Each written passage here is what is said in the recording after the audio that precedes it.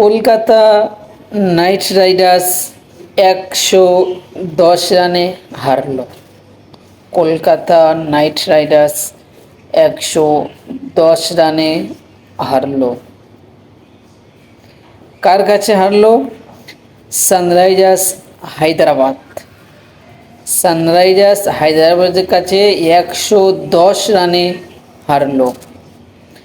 একটু পিছে খেয়াল করে দেখুন, 2024 সালে এই হায়দ্রাবাদকে ফাইনালে 113 রানে অল আউট করেছিল কেকেআর। আর আজকের 2025 সালে সেই কলকাতা 110 রানে হায়দ্রাবাদের কাছে হারল। কলকাতার কি অবস্থা দেখুন, মাত্র তিনজনের জন্য আজকের কেকেআরের এই অবস্থা। মাত্র 3জনের জন্য। আপনি যদি বলেন মাত্র 3জনের জন্য এই কেকেআরের অবস্থায় এই পর্যায়ে এসে দাঁড়িয়েছে, 3জনের জন্য। সেই 3জনের মধ্যে একজন গৌতম গম্ভীর, 2 নাম্বার হচ্ছে Shreyas Iyer captain, 3 number Mitchell Starc, কলকাতার মেন পেসার মিচেল স্টার্ক। যেই মিচেল স্টার্ক কলকাতাকে, এই হায়দ্রাবাদকে পাওয়ার প্লের অভিষেক শর্মা, ট্রেভিস হেড, ক্লাসেনকে ড্রেসিং রুমের মুখ দেখাতো, যাও তোমরা ড্রেসিং রুমের দিকে যাও পাওয়ার পেলে। আর এখন আমাদের যে বলার, কালকের যে বোলিং করলো কলকাতা নাইট রাইডার্স, কলকাতার বলারদেরকে ধুয়ে দিল এক পর্যায়ে।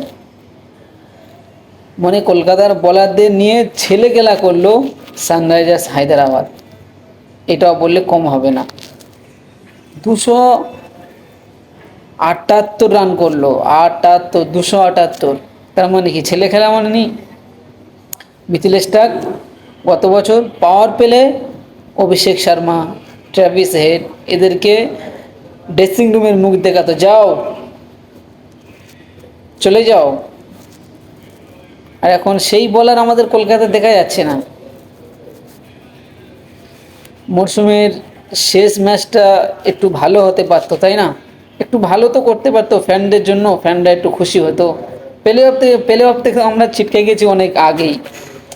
তবু একটু মরশুমের শেষ ম্যাচটা একটু ভালো করলে তো মনে থাকতো, তাই না? একটু খুশি হতাম আমরা কলকাতার ফ্যানেরা। সেটাও কলকাতা করতে পারলো না। আজকের কলকাতা নাইট রাইডার্সকে নিয়ে কিছু কথা বলবো, আপনারা দেখতে থাকুন ভিডিওটি। যদি আমার চ্যানেলে নতুন হয়ে থাকুন তাহলে চ্যানেলকে সাবস্ক্রাইব করে রাখুন। আর ভিডিওটি ভালো লাগলে লাইক, কমেন্ট, শেয়ার করবেন। কলকাতা নাইট রাইডার্সের মেন প্রবলেম কোথায়? কলকাতা নাইট রাইডার্সের মেন প্রবলেম হচ্ছে কলকাতা যে গত বছরে 3-4টে প্লেয়ার ছেড়েছে, তার মধ্যে গুরুত্বপূর্ণ প্লেয়ার ছিল ফিল সল্ট, ইংল্যান্ডের ফিল সল্ট, খুব গুরুত্বপূর্ণ প্লেয়ার। তার বদলে কাকে নিয়েছিল কলকাতা? কুইন্টন ডিকক এবং রহমানুল্লাহ গুরবাজ। কুইন্টন ডিককের দিকে একটু খেয়াল করলে তিনি 8টা ম্যাচ খেলেছে,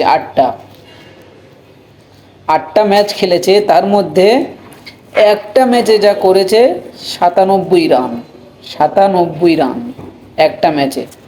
বাকি 7টা ম্যাচ রান করেছে 55। একটা ওপেনারের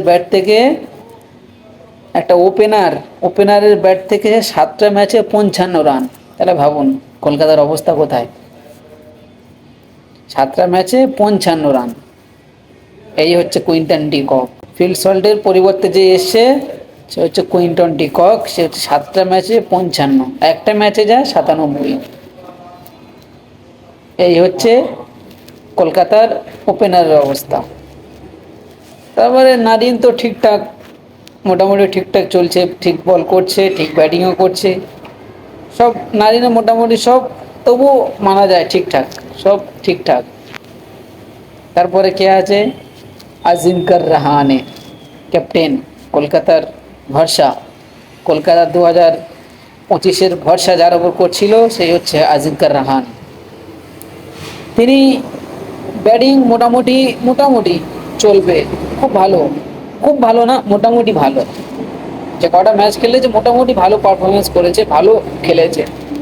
কিন্তু প্রশ্ন একটাই, ক্যাপ্টেন ক্যাপ্টেন্সিটা আমার আমার ব্যক্তিগতভাবে আমার মনের মতো হয়। ক্যাপ্টেন্সিটা কলকাতা নাইট রাইডার্সের ক্যাপ্টেন্সি,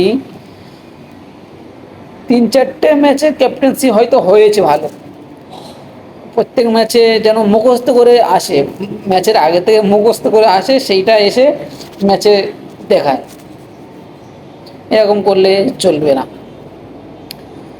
তারপরে আছে ভেঙ্কটেশ আয়ার, যার উপর কলকাতার ভরসা, 24-23 কোটি টাকা, চাকরি খেলেই ব্যাপার নয়, 23 কোটি টাকা দিয়ে কলকাতা নিলাম থেকে তুলে এনেছে ভেঙ্কটেশ আয়ারকে। ভেঙ্কটেশ আয়ারকে কি 24 কোটি টাকা দেওয়া ঠিক হয়েছে? আপনারা কিন্তু কমেন্ট বক্সে জানাবেন। ভেঙ্কটেশ আয়ারের থেকে অনেক গুণ ভালো ব্যাট করেছে মানিশ পান্ডে। মানিশ পান্ডে 3টি ম্যাচ খেলেছে, 3টি ম্যাচের মধ্যে 92 রান করেছে, 92। তারপরে আর এক ওপেনারের দিকে খেয়াল করে দেখুন, রহমানুল্লাহ গুরবাজ, তিনি 5টি ম্যাচ খেলেছে, তার মধ্যে 74 রান, একটা ওপেনারের ব্যাট থেকে 74 রান। আর একটা ওপেনার 7 ম্যাচ খেলে 55, আর একটা ওপেনার 5 ম্যাচ খেলে কত, 74। যদি দুটো ওপেনারের অবস্থা এই হয়, তাহলে এই দলটা কি করে এগিয়ে যাবে বা কী করে চ্যাম্পিয়ন হওয়ার স্বপ্ন দেখবে বলুন, আপনারাই বলুন, হয়? তারপরে রিঙ্কু সিং, আগের মতো আর নেই রিঙ্কু সিং, আর ফর্ম নেই, গত বছরের মতো ফর্ম নেই, আর রিঙ্কু সিং আর নেই, সেই রিঙ্কু আমরা দেখছি না। সেই মনে আছে আপনাদের গুজরাটের 1 ওভারে 30 বাকি, সেই রিঙ্কু আমরা দেখতেই পাচ্ছি না। গতকালকে যেভাবে দুজন পরপর আউট হলো, রিঙ্কু সিং এবং আন্ডে রাসেল, এটা মেনে নেওয়ার মতো নয়। কি আর বলবো, আমার আর কিছু বলার নেই, আর কলকাতার জন্য আমার আর কিছু বলার নেই। লাস্ট মরশুমের লাস্ট ম্যাচটা তো একটু সুন্দর হতে পারতো, একটু ভালো হতে পারতো, তাই না? একটু ভালো হতে পারতো, আমরা তো খুশি হতাম ম্যাচটা দেখে, যে না ঠিক আছে, পরের বারে হওয়ার চান্স আছে। সেটাও তো কিছুই দেখলাম না।